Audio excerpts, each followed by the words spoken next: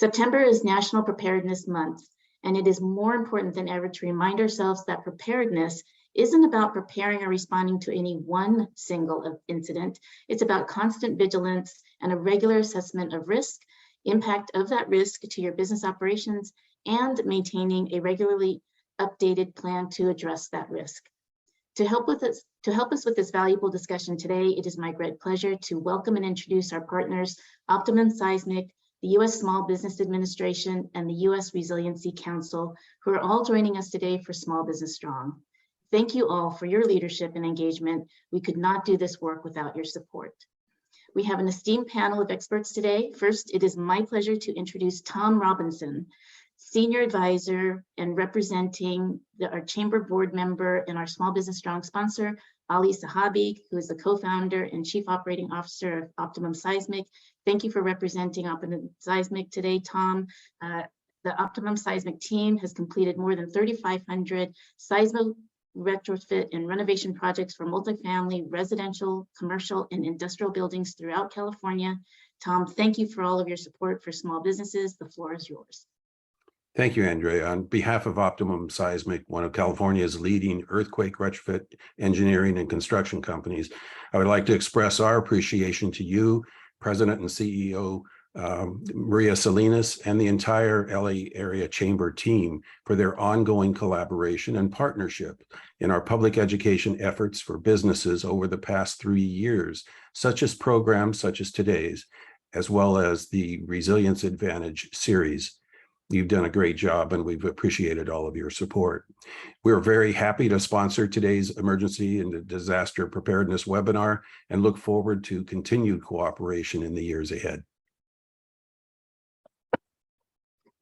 Thank you, Tom, and thank you to all the Optimum Seismic team for your sponsorship and support of this work.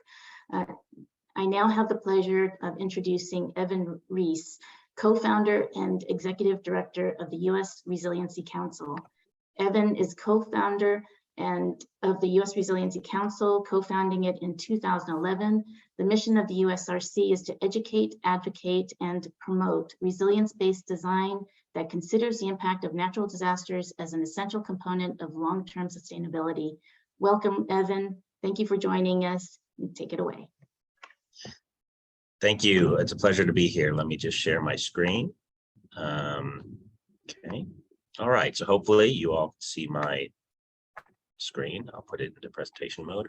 Okay. Well, it's a pleasure to be here. I especially want to thank the LA Chamber.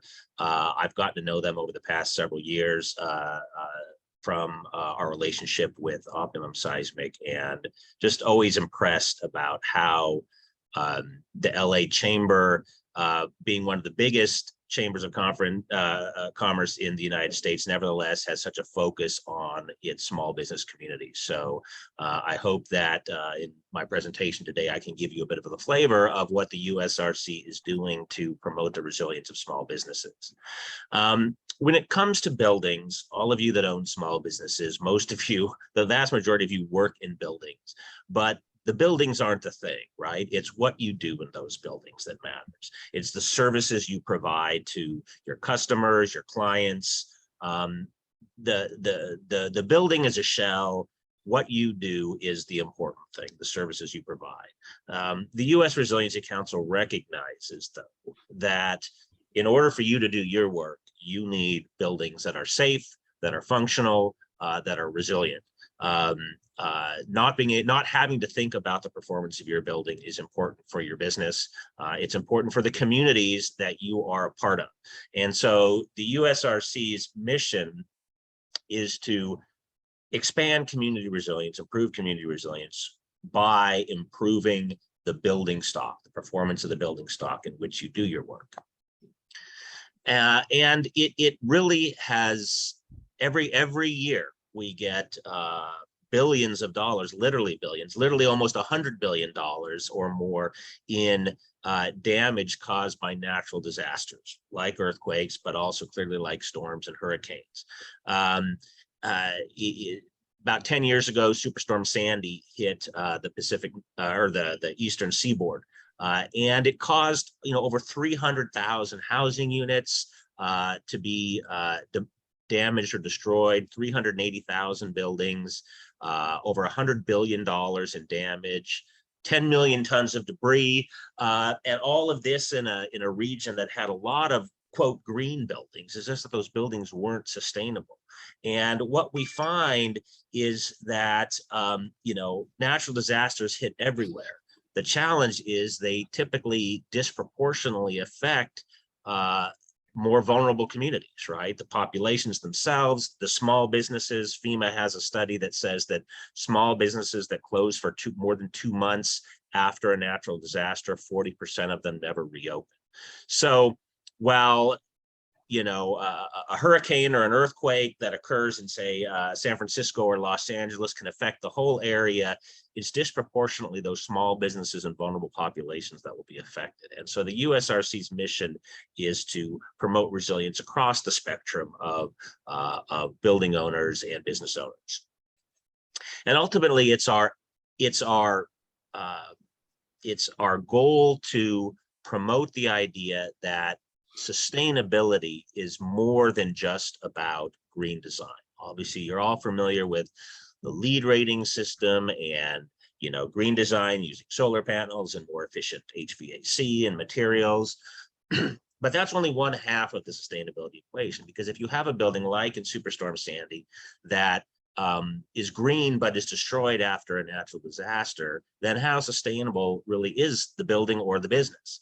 And so we promote the idea that resilience goes hand in hand with green design to achieve sustainability. And in fact, it is resilient design that specifically allows business owners like yourselves and building owners to quantify the performance of their building over the life cycle. And that means you can determine a specific benefit and cost for mitigating your building, for purchasing a building that is built to higher standards, for example, or investing in seismic retrofit. And it's that kind of financial and quantitative information that we hope will encourage both yourselves to mitigate hazardous buildings, but also encourage lenders, insurance companies, and cities themselves to incentivize you through financial assistance to do that. So the U.S. Resiliency Council's primary mission or primary work product are rating systems. A rating system that measures the performance of buildings in natural hazards, earthquakes, wind, flood, wildfire, and others down the road. And the purpose behind these rating systems is to give an objective, credible measure of how buildings are going to perform over the long term in a natural disaster, so that decisions can be made about purchasing buildings, about retrofitting buildings, and about things like lending and insuring buildings.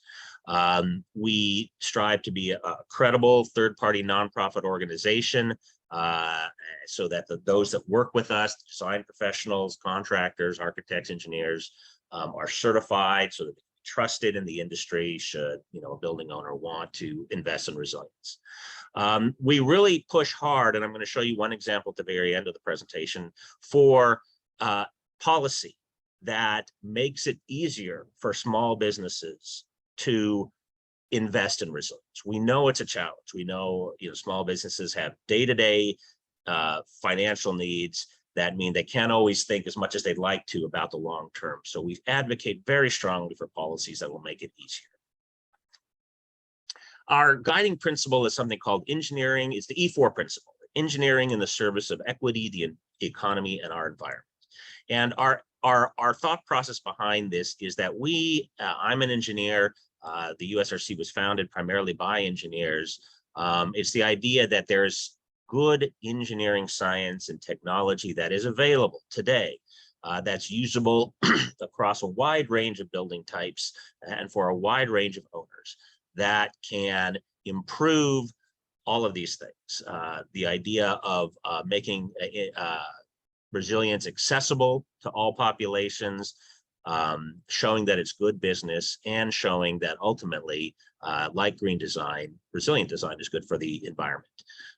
One example that I use a lot, actually is just a little over 10 years ago. There were two super large earthquakes in Christchurch, New Zealand, a couple months apart. They were like the big ones, you know, that we'd consider here in California for New Zealand. There were huge socioeconomic and environmental impacts from that earthquake. The good news is only 2 buildings collapsed in the downtown area. You know, in an area of thousands of buildings, only 2 collapsed, and that's where, you know, most of the deaths occurred. And that was positive from the respect that that's, you know, that's sort of their big one. But 50% of the buildings were ultimately torn down. And even today, only about 1/3 of those buildings are restored. And so you can imagine people that lived in the downtown area, that worked, that owned property in the downtown area, all of their jobs, their community was, you know, virtually abandoned. Of course, if you're one of the people that has one building left standing in an area that's otherwise abandoned, it doesn't help you much. So it had enormous socioeconomic impacts on the Christchurch area, and environmental impacts too. Because these buildings were torn down or demolished, they weren't deconstructed in a rational manner. So they were basically hauled off to landfills, created over a 80-foot tall a mound of debris in one case. And, you know, all of that toxic chemicals like asbestos and lead from the older buildings is in that landfill, leaching into the air and water. So you can see that avoiding this kind of, you know, impact from a natural disaster like an earthquake in Los Angeles area, obviously, will have great benefits both on society, on the economy, and on the environment.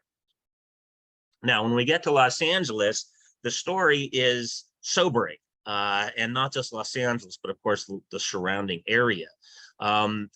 You know, there are hundreds of thousands of buildings, 2.9 buildings, I guess, in Los Angeles County. And the vast majority of those, probably 80 to 90%, were built before modern codes. You can see this color-coded scheme here. Everything that is in sort of a bluish to pink and not in orange were built before the 1990s, which is when we really instituted modern codes, thanks in part to earthquakes like the Loma Prieta, or like the Northridge earthquake, and before that, the San Fernando earthquake.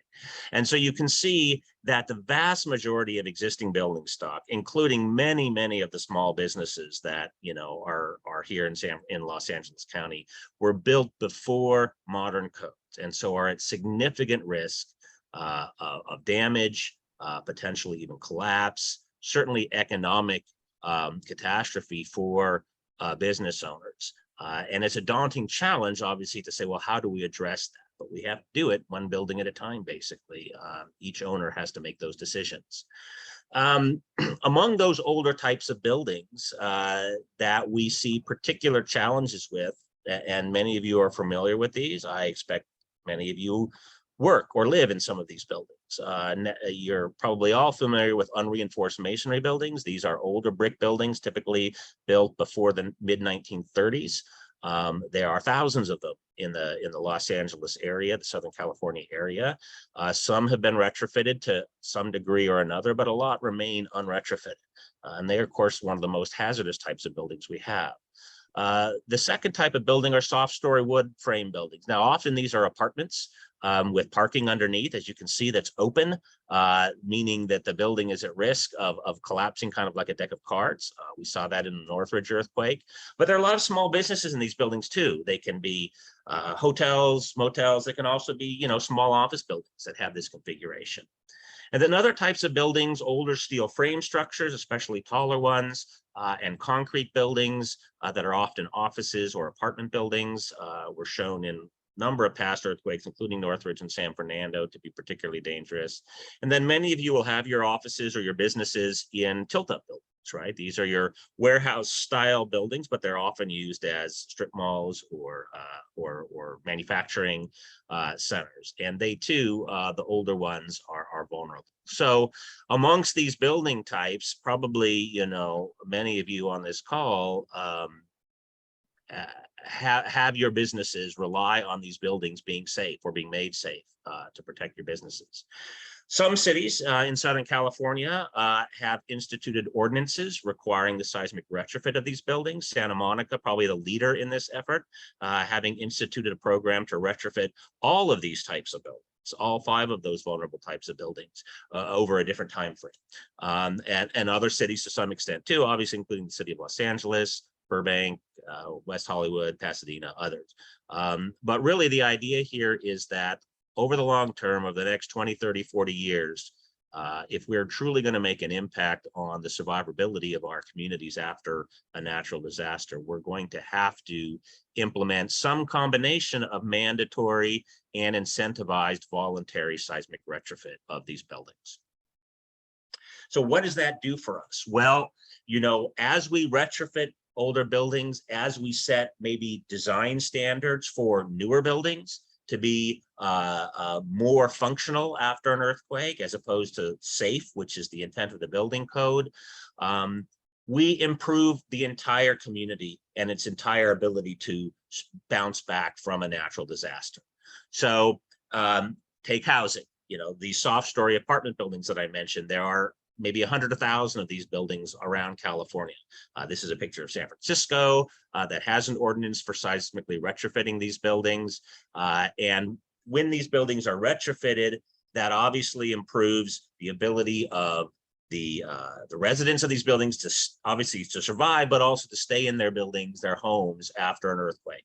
And many of these residents of these types of buildings work for small businesses. So it isn't simply a matter of a small business protecting its own building. It has an interest in the protection of the workforce that makes these businesses grow. Food security is another thing. Probably a number of you work in the food industry in some way. And we've heard this concept of food deserts where, you know, communities or neighborhoods are more than a quarter or half a mile from food. Well, after an earthquake, of course, that's just going to be exacerbated. You're going to have even more communities that now no longer have easy access to food. And so the design and retrofit of buildings that are in the food service industry, whether they're restaurants or grocery stores, is critical to, again, a community being able to recover after an earthquake. And of course, things like schools. Most of you are probably not in the school business, but these can be small businesses as well. But schools obviously play a critical part in a community's ability to survive, avoid mass migration out of an area after a natural disaster. And so, you know, improving our schools with higher design goals also benefits the community. So these are just some of the kinds of ways that incorporating resilience into a community and having the support of the community, including its small businesses, is essential to sort of creating this larger holistic resilience of small cities. Now, in some places in the world, resilience is considered more valuable than others. In San Francisco, right now, you can lease a LEED certified building, and it'll cost you more because it's more valuable. People want to be in green buildings. They might pay 15 to 20% more for buildings with modern systems, but there isn't that much of a demand yet for enhanced seismic design. Whereas in a place like Tokyo, Japan, that has a lot of experience with earthquakes, buildings are constantly being replaced with high-performing base isolated buildings, and they can command rents and property values up to 40% higher than unretrofitted buildings. So it's this understanding of how we value the performance of buildings in our communities that you know measures both their value and their ability to attract tenants. So the U.S. Resiliency Council has developed a rating system for buildings in earthquakes and wind as well, and we're working on the other hazards. And the idea is to get beyond just the code, which looks primarily at safety, and also to look at these other components of resilience. How much is it going to cost to repair a building? How long is it going to take to recover from a natural disaster? And that's where we go from code-based design to what we're calling resilience-based design. And the good news is that for most buildings, the cost to go from a code-based minimal safety design to a design that is resilient is actually between 0 and less than 5% of the building cost. Often it's between 1 and 2%. And even retrofitting older buildings, depending on their style, can be actually very cost effective. So this idea of getting beyond just the minimum code for safety and focusing on all the things, all the dimensions that make a community resilient is important. We've had a lot of success with this, our resilience rating system around things that are particularly impactful to communities. This is an example of a 9-story low-income housing project that was finished last year in San Francisco. This is 100% senior housing, 100% low-income housing. Normally, this type of building would be designed to the absolute minimum requirements of the code because it's affordable housing. But the structural engineer did a small tweak in the design, and for a cost of about 0.25% of the design, added some dampers in the base of the building, and turned this into a building that would not just be safe after an earthquake, but one that would be safe and occupiable. And that is so critical, obviously, for communities to have workforce type low-income housing that is resilient, so that the people can continue to live there and obviously continue to work at the businesses, including a lot of small businesses that rely on them. We've also seen success with retrofitting buildings. These are 4 buildings in Portland, Oregon, all 100-year-old plus unreinforced masonry buildings that were all transformed through renovation projects by developers from their original use into other uses. And they were all seismically retrofitted to make them safe and to reduce damage. And they've seen their property values rise. They've also seen the property values of the surrounding area rise. And in several cases, part of a revitalization of these neighborhoods, which of course revitalizes the small businesses that work in these neighborhoods. And in Los Angeles, we have seen buildings that a lot of you may be in are being retrofitted. This was a small mall in Southern California, and it was seismically retrofitted, a masonry building with a wood roof. And there were a number of tenants, all small businesses that were in this building that now are in a building that is safer and is more likely to be usable and repairable after a major earthquake. So finally, I want to talk about a program that the USRC is incredibly proud of, our work with Optimum Seismic and several of our state legislators in the Southern California area, Freddie Rodriguez, Chris Holden, to bring this idea of incentivization to reality, okay? To put our money where our mouth is, or more particularly put the state's money where its mouth is. As I mentioned, there's probably 100,000 soft story apartment buildings in California. They may house 2.5 million people, but they're fairly economical to retrofit, typically about $5,000 to $7,000 a unit to retrofit these buildings. Some of you may live or work in buildings that have had these retrofits done. The cost, on the other hand, to replace one unit of affordable housing in California is between $400,000 and $700,000. It's an astounding difference, $5,000 to $7,000 to retrofit, $400,000 to $700,000 to replace.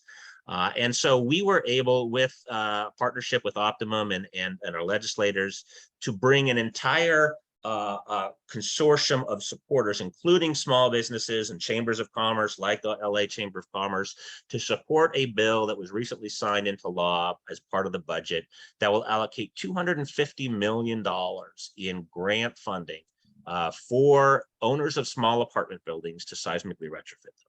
So this is going to help communities with a lot of these buildings. It's going to make a lot of people safer, and it's going to keep a lot of people in their neighborhoods after an earthquake, which means they'll be there to continue to work and support the small businesses that surround them. So we're very proud of this. This is the kind of effort that our nonprofit, in association and partnership with groups like the LA Chamber, is able to achieve. And we've got more ideas coming for the future.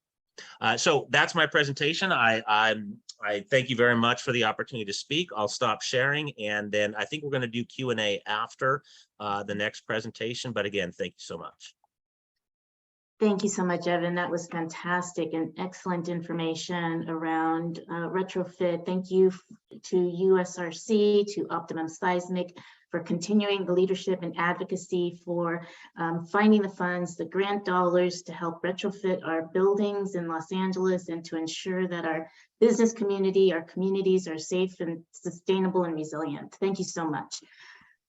Now it is my great pleasure to introduce another esteemed partner. The U.S. Small Business Administration has been a longstanding partner in supporting our small business community with resources, access to capital, contract procurement assistance, as well as sustainability and preparedness resources. It is my pleasure to introduce Ben Raju, who is the National Director of Program Management for the U.S. Small Business Administration. Ben, thank you for your partnership over the years, and thank you for your support of the small business community. I'll turn it over to you.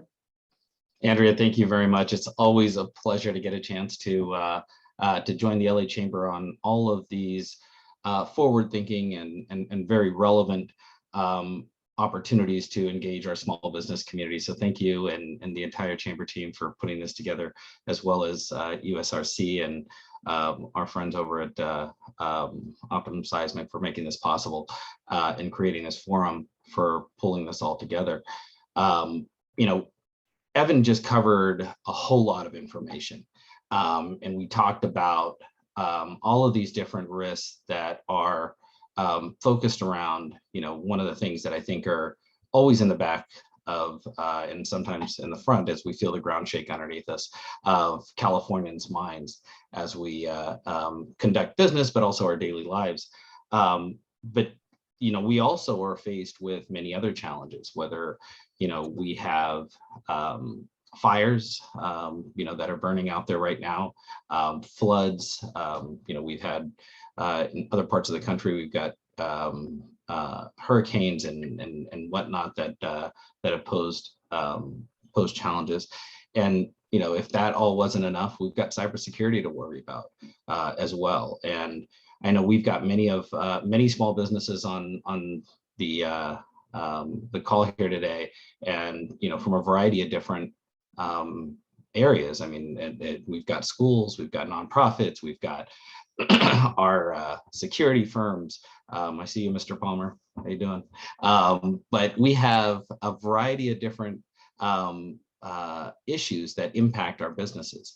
And it's really hard as a small business owner when you're busy doing the day-to-day work to really take time out to try and figure out, okay, how do I you know, figure out all these other issues that may be impacting my businesses. And one of the biggest things that, you know, it's really to kind of go over is, you know, how do you prepare and how does the SBA and other partners help you with this? The biggest takeaway, if nothing else, I want folks, and I typically talk about this, and you may hear me say this over and over again, is that, you know, you're not alone.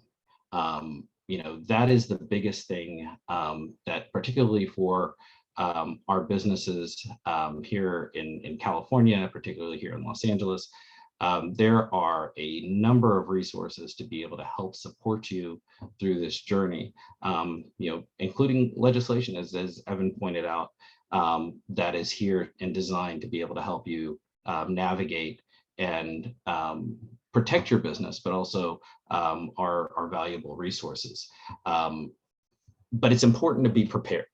And as you prepare, you know, it's important to have a plan, to assess your risk, and to make sure that you evaluate, test, and when needed, be prepared to execute that plan.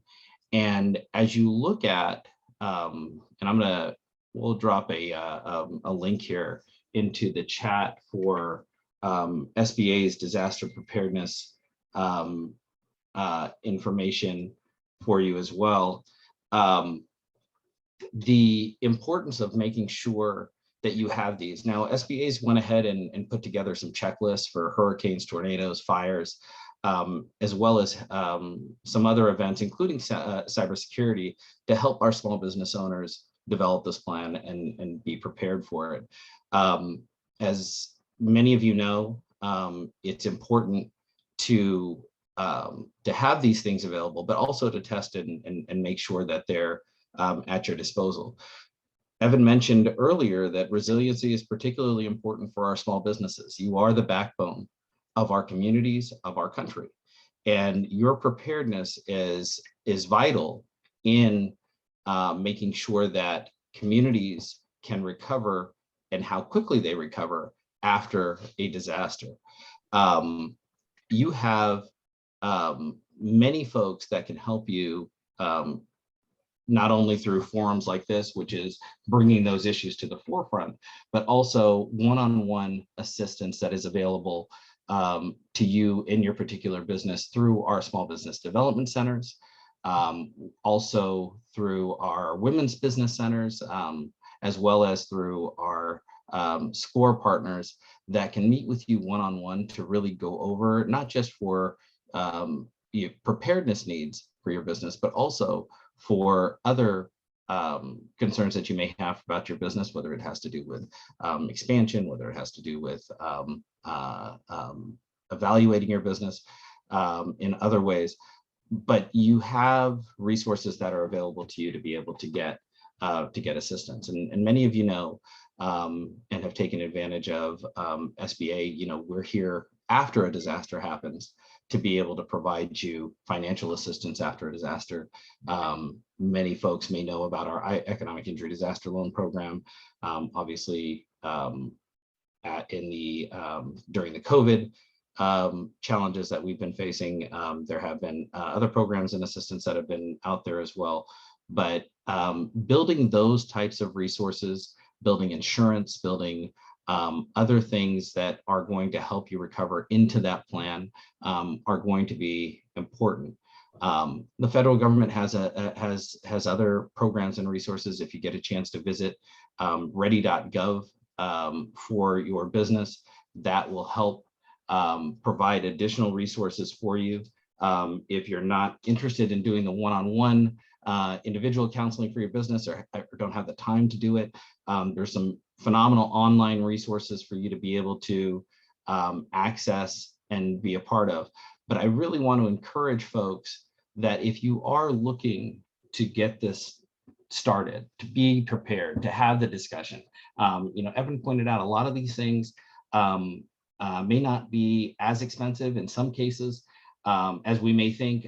In some cases, it'll cost you very little, whether it's something as simple as backing up your information. So if your office is damaged or inaccessible, that you're able to access it on a cloud basis. If you're on the cloud and you want to protect it from cyber attacks or threats, it may be as simple as turning on a feature, a security feature or something like that, that's already embedded into your existing programs, like a two-factor authentication. There's a number of different things that as we go through this planning process, as we encourage you to do, that you can get a chance to see, hey, what can I do today?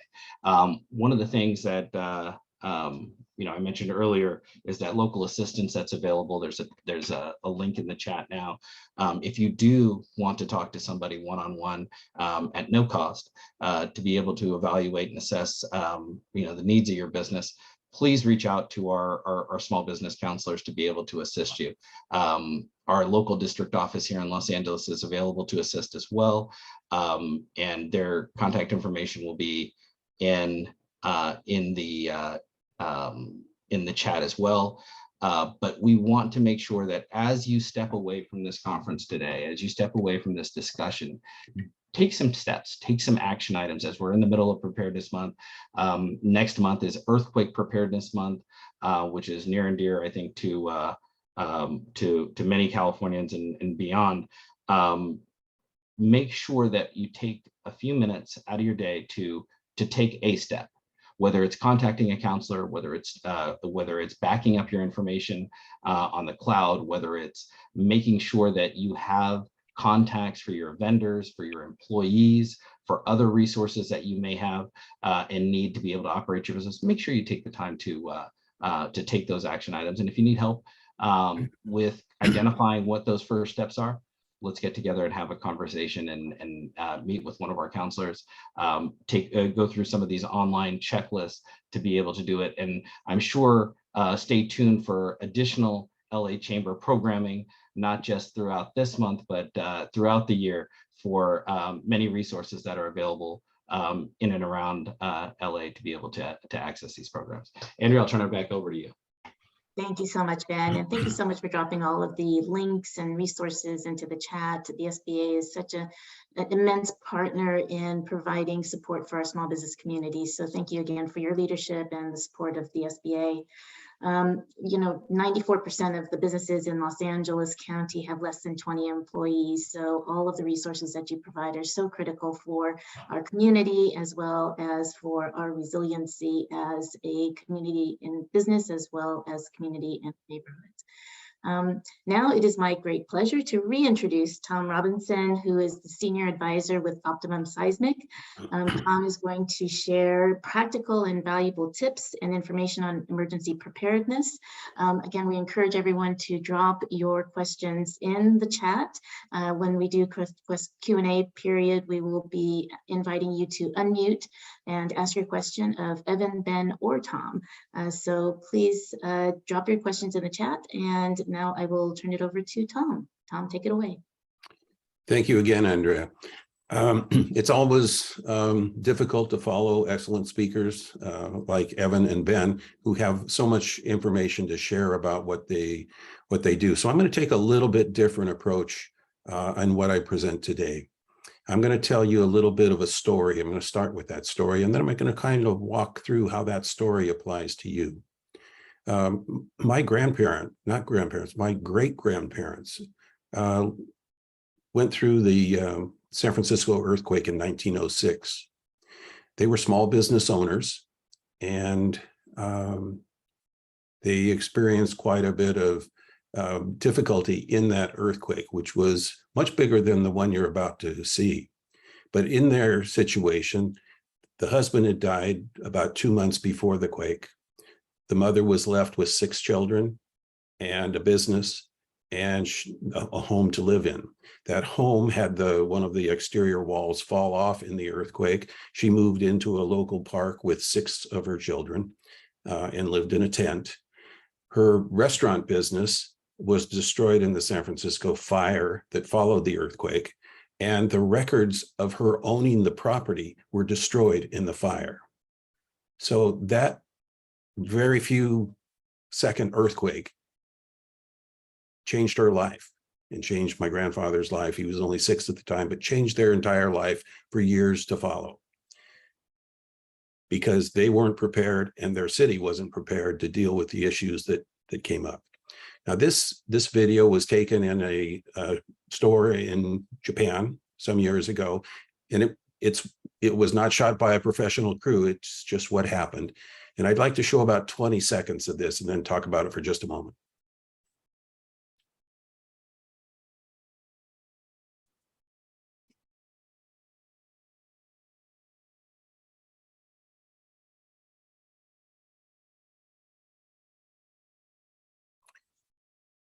What you see here is employees running around, stuff falling off shelves. And then the employees run back in to hold the shelves in place. It's kind of the wrong reaction to make. Get out of there, protect life first, and then deal with the property and the cleanup later. Okay, let's go ahead from this slide. Where do you start? Ben Franklin said, if you fail to prepare, you're preparing to fail. And it really applies to emergency preparedness.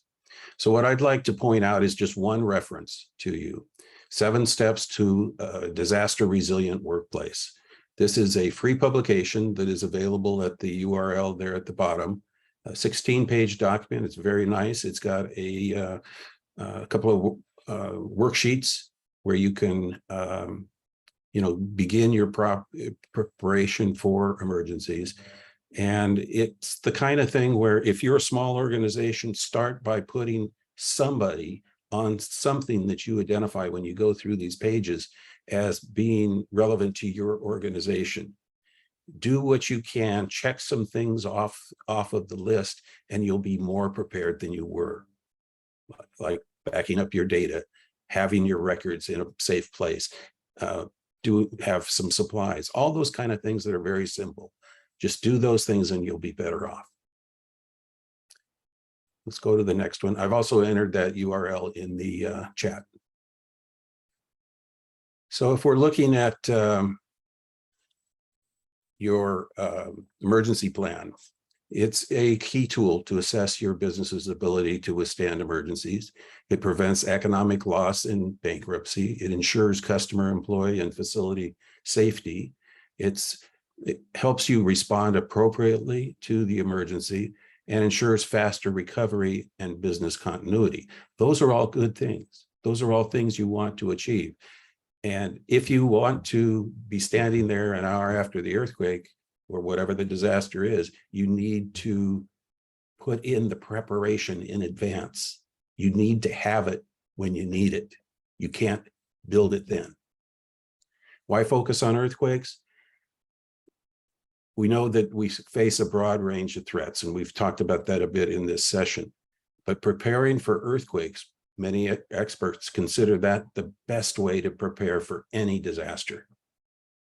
It brings most of the components together. So if you've done a plan, if you're ready to have supplies, to keep your supply chain moving, to have your data ready, to have your systems continuing, prepare for an earthquake. And remember something we say time and again, earthquakes will happen, but they don't have to be disasters. If you plan what you're going to do, you can mitigate the impacts of the disaster. Okay. A couple of realities that people don't always think about. Ground movement isn't the problem for people in most earthquakes. Okay, there was a huge one in Mexico this week. Didn't have a lot of impact on people. It was a little bit off the shore and it was in a non-populated area, but it wasn't ground movement that was causing the problem. Panic, however, can cause problems because just like in the Japan video we saw, employees reacted.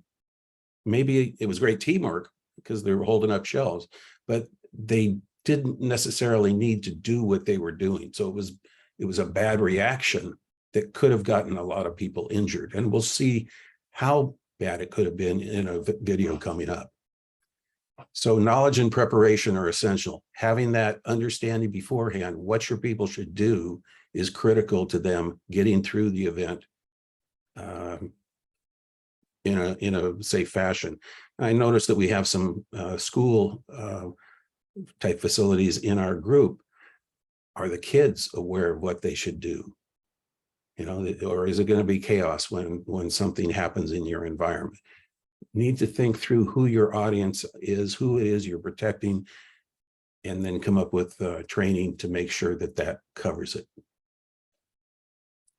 Okay, now this is another reality. Most earthquake casualties come from collapsing structures, falling objects, and debris. At Optimum, we deal with collapsing structures and preventing that. Okay. But there's other things that can cause problems.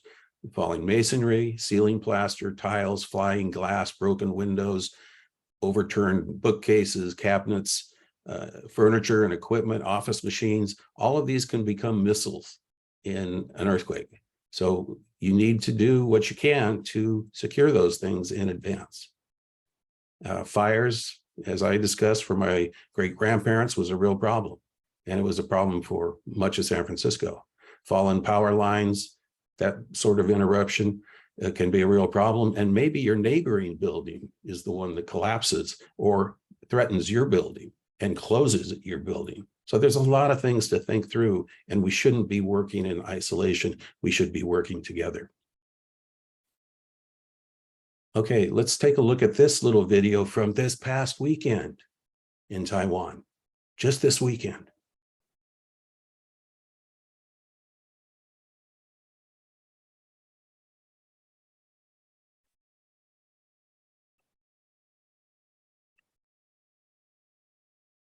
Here we go.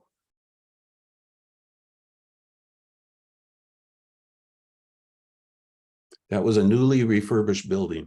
and the ceiling came down in the large earthquake they had this weekend. If you want to see it again, we can run through it real quick.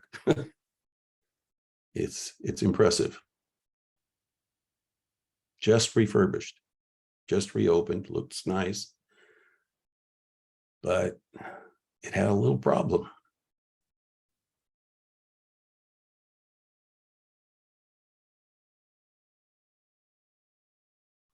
And many of our workplaces could react in just the same way. Let's go to the next slide. Next slide. Why would a business fail after a disaster? Well, maybe your customers are out of business and they're no longer buying what you have to offer, or you can't supply them due to your own losses of property and inventory and so forth. Or you were in poor financial shape before the event and you can't make it through afterwards. Or you can't adapt to the post-event environment, or if you're unwilling or unable to respond to the new environment. Those two are sort of related, but that's why businesses fail. Now, let's, Evan talked about soft story buildings, apartment buildings. This could also be a commercial building. I'm not going to say which one, but one of these two buildings, these are on a shake table.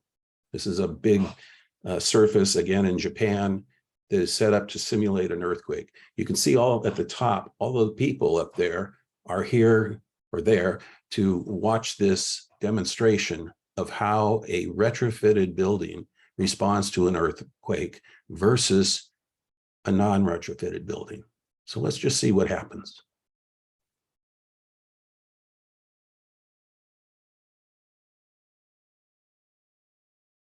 Here we go. The ground starts to move. The buildings are swaying. Notice the open front on both buildings on the bottom. That's the soft story. Shaking.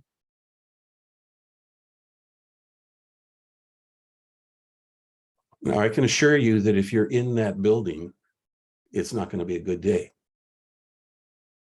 That's final. That business is gone. Maybe the people are gone. Hopefully not. But by being retrofitted as the building on the left was, you withstand the problem. Now, Evan went through these 5 types of buildings, so I'd just like to slide past these next few slides. This is the concrete tilt-up that he talked about, the non-ductile concrete, the steel frame, and kind of another thought here. There's no harm in hoping for the best as long as you're prepared for the worst. Stephen King is a pretty remarkable author. He understands drama and all of that. And I think his words are pretty prophetic here. But I'd like to close with a couple of numbers while this slides up there. And that's our contact information at Optimum Seismic. The impact of a natural disaster. There was a publication that came out last month. They indicate that 40% of small businesses won't reopen immediately after a disaster. 1 year later, 25% more small businesses will close. 3 years later, 75% of businesses without a continuity plan will fail. So those are pretty grim stats for small businesses after an emergency, a major emergency that becomes a disaster. And the loss, the average daily loss for a small business that closes due to disaster is $3,000 a day. Okay, maybe that's not so much, but that you add that up, that's $100,000 a month or so, and you've got to be able to absorb that or you're gone. A medium-sized business, by contrast, is going to lose about $23,000 a day. It pays to be on top of this situation. It's something to take serious. It should be part of every business's emergency plan and business plan. You need to put the resources in this to make it work for you. With that, I'll turn it back to Andrea, and if you have any questions, we'll be happy to try and answer them. Thank you so much, Tom. Just really stunning, grim statistics, but so important and so valuable to see and hear this so that we can prepare in advance and plan, because many of these disasters and incidences that happen, we can prepare for them in advance to mitigate the damage and the impact. So thank you so much, such valuable information. Thank you for dropping in the chat the link to the 7 steps. We encourage everybody to review those 7 steps. And as Ben was saying, do something today. Do something, 1 or 2 simple things, even backing up your information in the cloud. That is critical type of information planning that can happen in advance of a disaster to better help with sustainability and resilience after a disaster happens. We'd like to open up to Q&A. We had encouraged folks to drop the questions in the chat. I don't see any questions, but we do invite you to unmute if you have any questions for any of our speakers, for Evan, Ben, or Tom, in terms of your business and how you can prepare and plan in the event of a disaster.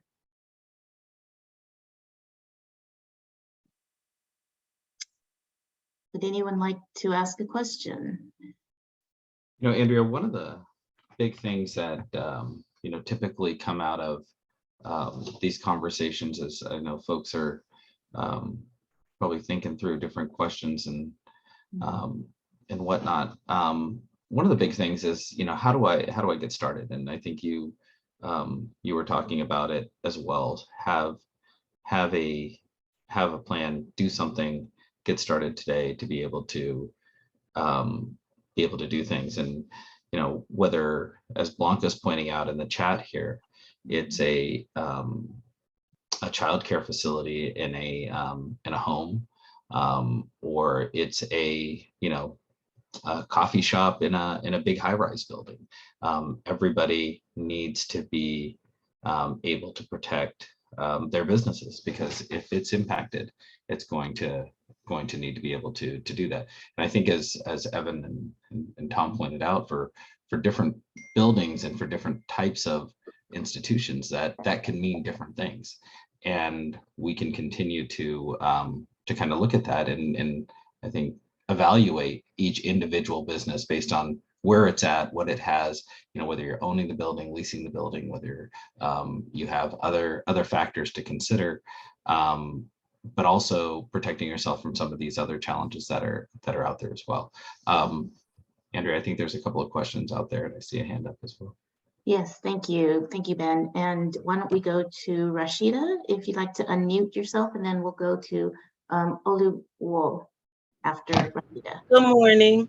Good So morning. my question is, as small business owners, most of us who have our own space are renting, right? So if you're in a space where these things are an issue, how do you make it such so that the owner of the actual building that you're renting from is interested in doing this? Because this is a big project, right? And so it takes a lot of steps, I'm sure, to like get the clearance and get all of this stuff to be done. And you're just one small store renting. Like, how is it that you make it a big enough deal so that they see the importance in this and, are able to do this? Well, there are certainly things that are in your control within your world. Working with your owner is something you may have to approach in a serious manner to get some cooperation, and they may not want to do it. Some cities have, as was mentioned, ordinances that require work to be done, but something you can make them aware of, and you should be aware of. There's such a thing. These used to be considered legally an act of God. Now they're an act of negligence. Negligence on the part of the building owner that's aware he has a problem, but doesn't do anything about it. Just like the restaurant owner who doesn't clean up after a spill is liable for that injury. The jury awards in California have been $1 million ahead for people killed in an earthquake when a building collapses. So there's motivation beyond everything else. You want to protect your investment. You want to protect your income. That's the building owner as well as the business. talk economics, it's good business to protect your investments. And so that would be one answer. Also, for the person that's operating in the single family home, might want to contact the California Earthquake Authority about their brace and bolt program. If your business is, or your building is of a certain age, they can provide a grant to help you bolt that building to the foundation, and that will protect it. Thank you. And one of the things, Rashida, that I don't want to overlook here is starting that conversation with your landlord, and starting that conversation with other folks, because you may not know whether or not the building has had some work done before, because retrofitting and as well as other disaster preparedness techniques have been around for quite a while, and just knowing your risk, right? And that's part of that thing that I mentioned earlier about assessing your risks and knowing what your vulnerabilities are. That's all part of the process. So one of those steps that you can take right away is to just really start that conversation and find out, what those vulnerabilities are for you, and kind of creating a path forward for that. Thank you. Thank you. Great. Thank you, Tom. Thank you, Ben. Thank you, Rashida. Why don't we go to Oluwole and then Delisi afterwards? And then I just want to make note that Michael Williams also put a note into the chat regarding insurance coverage. So thank you, Michael, for sharing that. Oluwole, I'll turn it over to you. Hi, everyone. So I've just recently moved. I mean, not recently, but I've been living in the United States for about 9 years. And I've always wondered, why are all the buildings made from wood, and how come they're so expensive? Is it, does it have to do with seismicity? Is that what it is? It's just a curiosity thing, and I would like to know from the experts. Well, just really quickly, building a building smartly in a high seismic area doesn't actually have to cost that much more. Labor costs are.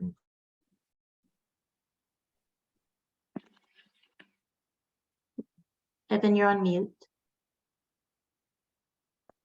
My audio must stop. Yeah. Can you hear me? Yes, Yes. thank you.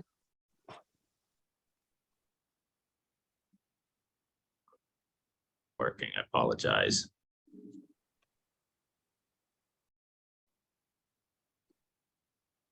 While Evan's trying to get that one squared away, let me share a thought that may be related. I was at a city conference a couple of weeks ago, and I was approached by a person who said, he knew where I worked, and he said, we're building a fire station right next to the San Andreas Fault. Is that a good idea? And I had to try and come up with an answer for that question, because you have to, Evan, as an engineer, can probably say, yeah, if you do all of these things, you'll be okay. But I'm not so sure it's a good idea. And Evan, if you're back online, could you add to that? He's not. Okay.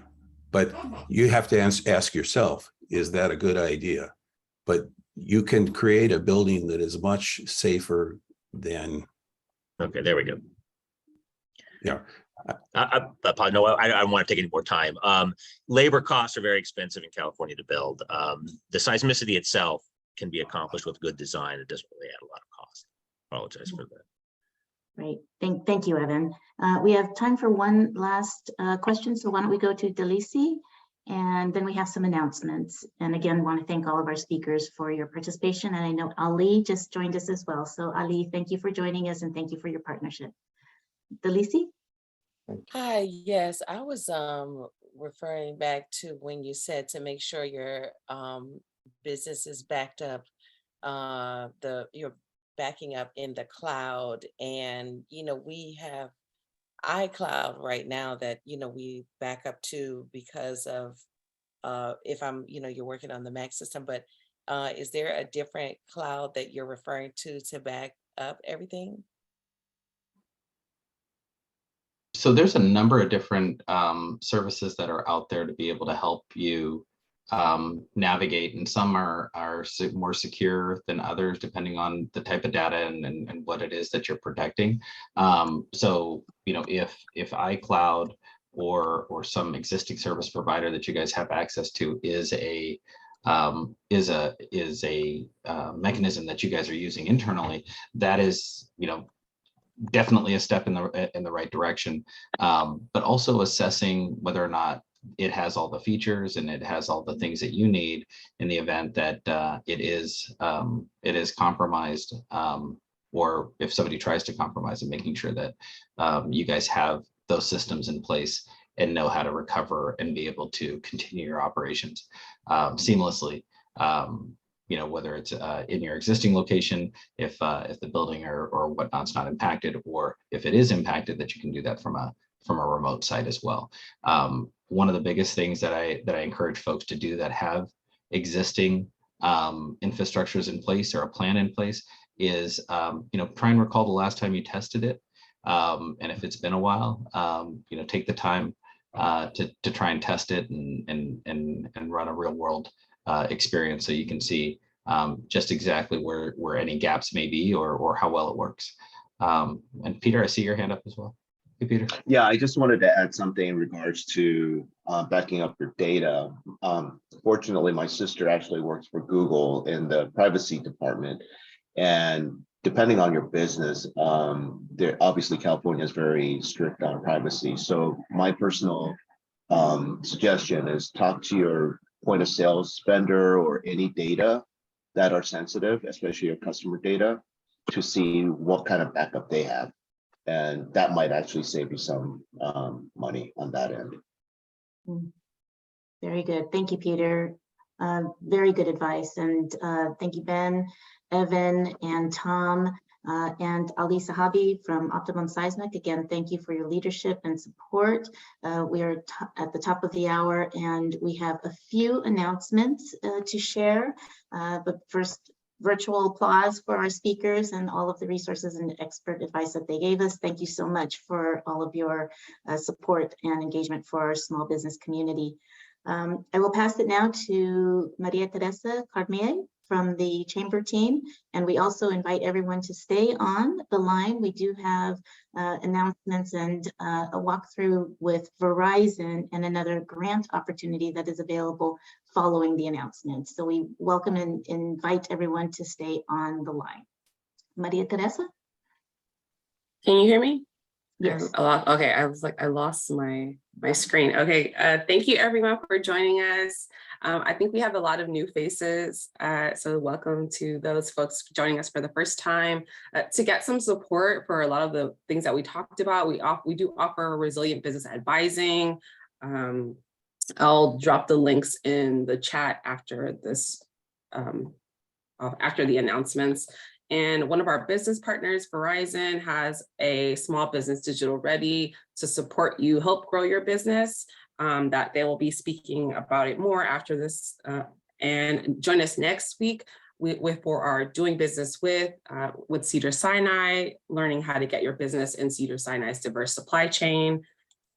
And next, on September 26th, we have a morning network mixer. Join us for our next Small Business Council, October 11th. Join us for another Small Business Strong with Alibaba.com, October 19th. And then October 26th, we'll be doing a live in-person event for One LA Doing Business with Public and Private Procurement Fair. And thank you so much, everyone, for joining. I'm going to now pass it to our Verizon folks.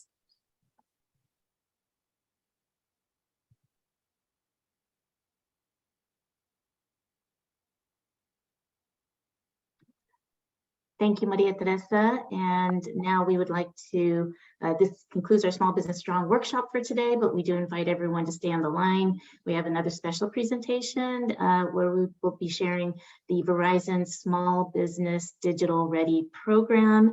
And we invite Tavia Fisher, who is the leader of social innovation and the Verizon Small Business Digital Ready program, and leads corporate social responsibility at Verizon. Tavia, we'll turn it over to you. How are you? And I wish I led the corporate social responsibility. I don't, but I'm a part of the team and it is a wonderful team.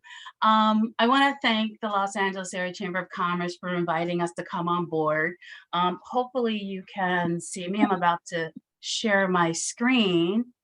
Oops, I have host disabled screen sharing. So I need to be opened up so I can share with you. Let's see. In the interim, I'm going to share with you a little bit about the Verizon Small Business Digital Ready program. Really excited about the program. It started a year ago. Oh, do you have it now? Let's see if I can get in. Nope, still disabled.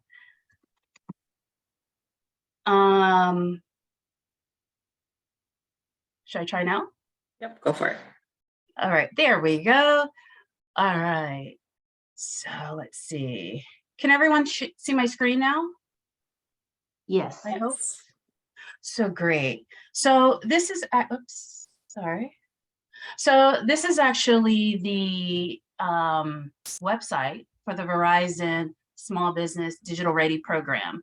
The program is set up in such a way that it actually provides, and it's basically an integrated, customized training platform that provides everything from customized courses to coaching events to community groups, and then also incentives.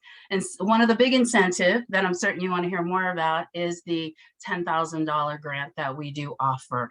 And if you have a chance, I don't know if, Andrea, you shared the link to the website. Yes, if we We will, did, yes. great. So if you can, just bring this up a minute. If you can go into the link, and you don't have to do it now, but when you have a chance, once you get into the link, you'll see that you have a registration page here, link here. Once you click into that registration link, it'll lead you to the platform, but it will also lead you to a survey, which is the first thing that you'll encounter. If you should have any problems getting in, if you scroll down on that page, you'll be sure to see the digitalready@verizon.com email, where you can actually send an email to us directly and we'll be happy to get in touch with you and to walk you through so that it'll be a little easier. So once you log in, hold on one second. So once you log in, you're going to see a survey and it's going to be your business profile. So the business profile actually will have everything from your information, your business name, your address, but it'll also allow you, when you're doing the survey, to determine what areas is it that you want to focus on. Whether for this particular group right here, you'll see more website information needed. How do I increase point of sales? You know, there's email marketing, there's social media marketing. As you go down into the survey, you'll see it'll also offer information about, you know, I want to improve my online presence. I want to do more digital marketing. So it'll give you a variety of options to look at as you're going through and identifying kind of how your business fits in. Once you've completed that process, in a second, just come down here. Here we go. Okay. Once you complete that process, you'll go back to, it'll send you an email, I should say. It'll send you an email where you're then you'll have to go into your email address and accept it. Then you'll be able to go back in and you'll see the My Learning page. So this is your actual dashboard. This part of it I truly love because everything is broken out so easy for you based on what you put in your survey. So basically for this particular one, which is, this is mine in particular. So the courses that I selected are all placed within my learning profile here. It'll have all the different courses. If I decide I want other courses, we have about 37 courses. You can hit all courses and they're all aligned based on the different subject matters. So you can go through and look at all the different courses. And to be honest with you, the courses, most of them run out longer than 40 minutes. So it's fairly easy. When you get into the courses in particular, so you go into a course, the great thing about it is it'll actually give you an outline of what the course is about. It'll provide the learning objective. And then it'll also provide you kind of what's taking place during the course, right? So it's self-paced. You could do it at your own time, no rush. You just take in as much as you can. So all the information is right here. As you complete the course, there is a survey at the end of it, just so that we can get a better gauge as to, was it learning that helped you? Is there some improvement you think we need to make with the course? Is it kind of above your level, below your level? Whatever the case may be, we welcome your opinion and your recommendations. So you'll see here on some of these courses, like this is completed, right? So I know that this is completed, this is completed. It'll always show you once it's completed. If I have more time left, like this one, I still have 9 minutes left to complete this course. So it will tell you exactly where you are with your courses. The good thing is, and I'll get more into it once we get to the grant side of it. The good thing is you can do 2 courses and you can be eligible for the grant. The grant ends, the grant ends on November 14th. So we are right in the middle, we're right in the midst of the grant session. So there's a lot of time you have in order to take some of the courses. But then also outside of those courses, we have coaching opportunities. And what I love about the coaching opportunities is it gives you an opportunity to find a mentor, and you'll take a survey for this also. And it'll select mentors that are within your needs, what you're looking for or what you're looking to accomplish. Then you'll see here all the information on the mentors if you decide you want to communicate with them and develop a relationship. If you feel that you want to know more about that mentor, you can always click on the, I think it's the communicate, there we go, the communicate, and it'll give you a little bit more information on the mentor. The good thing about the mentoring program is a lot of the mentors actually reach out to you once you sign up for the mentoring program. That's the benefit of it. So you may not necessarily have to reach out to them. They may very well reach out to you to see if you need any additional help or any support. 1 second, I'm trying to get back here. Outside of the mentor program, sorry. Oh, okay. Outside of the mentoring program, we have coaching events. Now, this is another one where this gives you the opportunity to do several things. So you have the opportunity to go into a webinar where you can ask the experts based on select topics, as you'll see here, or you'll have events where it's one-on-one reviews. So for example, creating a competitor summary chart. So that's always good because you want to know what your competitor is doing out in the market, right? What's allowing them to win in the market? What are some of their key points that they do or that they reach out to? Who are their clients? Are they the same clients as yours? I mean, this gives you the opportunity to actually have a one-on-one conversation with someone on how do I develop out that competitor summary chart. I want to know what my competitor, who, let's say for me, I do candles. I want to know who my candle competitor is in the market. Are they making more than me? And if they are, what makes them so special? So, I mean, at the end of the day, you always want to know what your competitor is doing because it just gives you that edge so you could continue to grow and develop your own company. So outside of that, you could see here all the different topics that they have. And we have over 100 coaching sessions that we run. So every month they come out with a list of different options that you can select from. I can tell you that on some of them, it is limited, especially the one-on-one. So the sooner you sign up, you can get in, or you go on a waiting list. So those are some of the key learning within on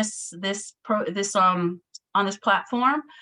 However, if you want to network also, based on your business profile, you actually create different communities that you can actually jump into. So for me, I joined the retail trade one, right? So I can jump into the retail trade one at any time and I'll see information being chatted about by different business owners. I'll find out a little bit more about, some of the things that I like. A lot of them will post, oh, I have the opportunity for you to look at my business but they're business owners. So you'll have an opportunity to network. I almost compare this to the Facebook groups because it is a group. It's a group of like-minded people that are working together to accomplish the same thing. So you have the opportunity to trade off information on there.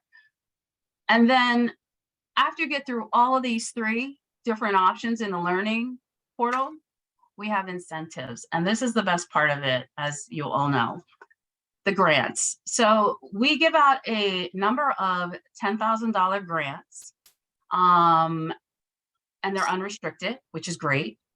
And all you have to do basically is take 2 courses or do a coaching event and a course or community events, and you basically unlock the grant application. And at that time, you'll be able to apply. It is through LISC, and you will actually be able to apply. We give away a host of them, so it's not just one, it's more than one for sure. And then also, if you go down, you'll have a lot of different incentives on behalf of the Verizon family. So everything from discounted smartphones, internet service, you'll have the online bookkeeping, video conferences, and this section continues to grow, the incentive section. It just continues to grow. So it's a pretty robust site. And I'm certain that you'll have the opportunity to learn a lot and to grow your business and to also add to where you're at currently. Also, I just want to share with you that, just go down here a minute, that one of the things that you'll find very informative, which I can share this link on the chat, is there is a FAQ on the grant program. So this will give you more details as to what you need to do for the grant and when they're going to announce the grant winners and all that good stuff. I feel like I always get questions about the FAQs, so we make sure that we share that with people, and I'm actually going to put it in the chat right now so you can have it. But that's pretty much the bulk of the program. For Verizon, our goal, which we're so excited about, is by 2030, we want to literally provide at least 1 million small businesses with the opportunity to have resources so that they could be successful, if not only successful, but to continue to grow in the small business space. I don't know if anyone has any questions, but I'd love to answer any if you should. And I'm going to stop sharing my screen because it's kind of it's going in and out on my end. So I hope that provides you with enough information where you can look at the website, join it, become a member. It's free, which is great. It's all free. And it's one of those sites that I can say, if I take off my Verizon hat, it has so much valuable information on it for you to continue to grow your business. And that's the one piece of it that I truly enjoy. And then putting on my Verizon hat, of course, I'm going to embrace the business, the program, because it's our program. It launched a year ago, and we're super excited to have over 100,000 businesses that are already on the platform and doing really well. So we're very excited with the program. Thank you so much, Tavia. This is so great. Wonderful modules and information and training courses to take, and the wonderful resources from Verizon. Thank you so much. When I open it up for any questions, I do know that there was a question earlier on in the chat. Oh, sorry. With regard to signing up and how, whether the settings in the survey can be edited or changed after you do the initial survey. Is the question. And Magali, if you'd like to unmute yourself and expand upon your question, or Tavia, if you could go ahead and respond. Sure. So parts of it can be edited. You cannot edit once you put in your name, the business name. We cannot edit that out. The email address, we cannot edit that out. There are certain tweaks about the survey that it just doesn't allow us from the back end to change it, but most of it you definitely can change. You can make changes if you decide you want to take a different trajectory, if you want to look at something different. I want to do social media now that I understand website development, I want to go into social media. You absolutely can. Wonderful. Thank you, Tavia. Yeah, you're welcome. This presentation, the recording and the PowerPoint slides from the Small Business Strong session will be shared with everyone after this session. And again, Tavia was walking us through the actual Verizon platform. So we did drop into the chat the link for you to sign up your business so that you can access all of these resources as well as apply for the grant. And I think there were a couple of other questions that were just coming through. Mhm. Just Very also the 2 courses are required, and you'll see that in the FAQ. And I think it's Mr. Williams. Absolutely. What I can do is I can share your email address and your information with our agency, who will send over information for you to share out to your businesses, if that's okay. Absolutely. And Michael, too, you can share any of the links that we have dropped into the chat with your network. Feel free to go ahead and spread the word far and wide.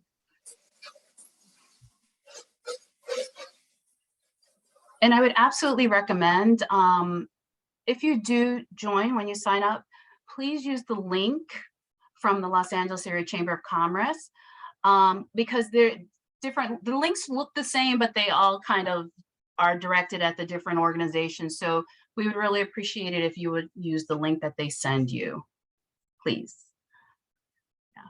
Thank you, Tavia. Great reminder. I dropped the link into the chat again.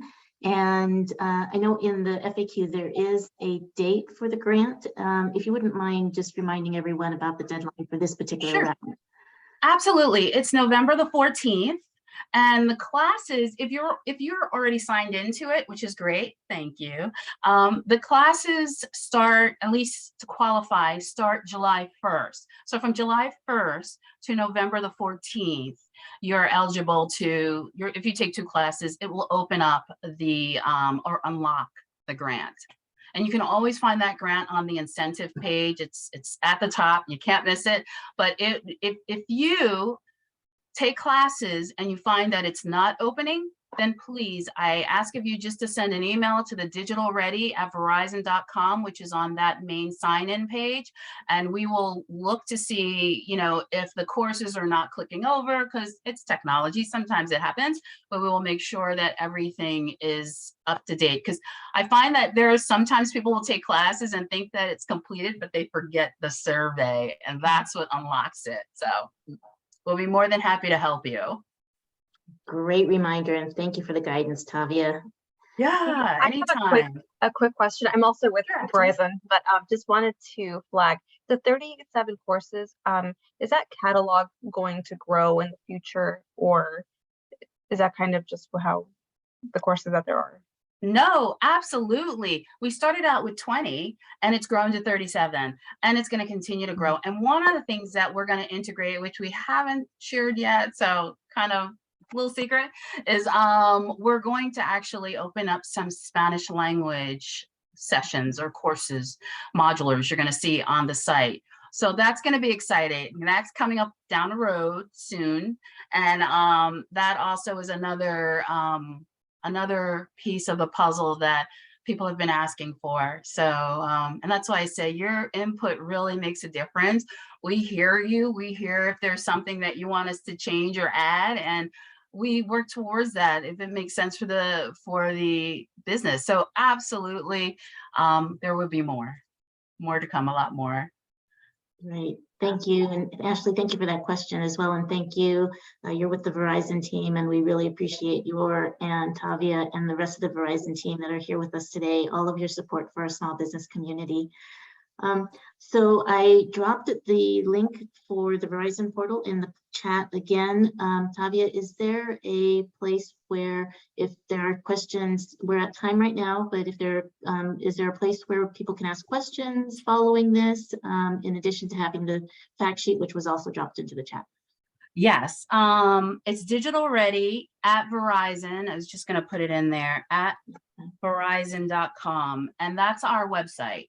Not our website, our email box. Oh, sorry, I put it in wrong. I was typing too fast. Sorry, but it's digital ready at verizon.com. Digital ready. Yeah, there it goes. Digital ready at verizon.com. But yes, it's right on the main page. You cannot miss it. If you forget, just when you go to the sign-in page, registration page, if you scroll down to like the middle of the screen, you'll absolutely see for more information. And it gives you an 800 number, and it gives you the digital ready. My recommendation is the digital ready, because the 800 number, they'll end up directing you back to digital ready. So yes. Okay. Thank you so much, Tavia. Great guidance, and thank you for joining us today. We invite you to come back And we really, really appreciate all of these resources from the Verizon team. Thank you all for joining us today. We look forward to seeing you again. We look forward to seeing you again soon. I hope you all have a great rest of the week, and we'll see you again next month.